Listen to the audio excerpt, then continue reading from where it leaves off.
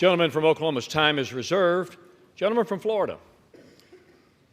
Mr. Speaker, my friend from Oklahoma says that my colleagues and I who don't support Kevin McCarthy would plunge the House and the country into chaos. Chaos is Speaker McCarthy. Chaos is somebody who we cannot trust with their word.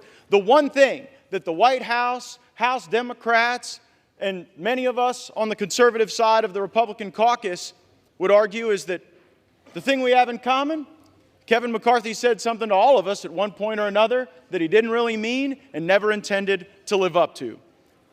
I don't think voting against Kevin McCarthy is chaos. I think $33 trillion in debt is chaos. I think that facing a $2.2 trillion annual deficit is chaos. I think that not passing single subject spending bills is chaos. I think the fact that we have been governed in this country since the mid-90s by continuing resolution and omnibus is chaos. And the way to liberate ourselves from that is a series of reforms to this body that I would hope would outlast Speaker McCarthy's time here, would outlast my time here, and would outlast either of our majorities. Reforms that I have heard some of the most conservative members of this body fight for, and some of the reforms that we've been battling for that I've even heard those in the Democrat caucus say would be worthy and helpful to the House, like open amendments, like understanding what the budget is. We have been out of compliance with budget laws for most of my life, most of many of your lives. And by the way, if we did those things,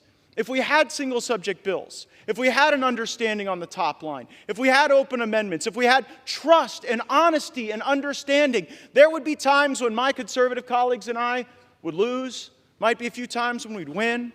There'd be times that we would form partnerships that might otherwise not be really predictable in the American body politic, but the American people would see us legislating. These last few days, we've suspended the momentum that we had established the week earlier, where we were bringing bills to the floor, voting on them, staying late at night, working hard. That's what the American people expect. It's something Speaker McCarthy hasn't delivered, and that's why I've moved to vacate the chair. I reserve. Gentleman's time is reserved. Gentleman from Oklahoma, Mr. Cole.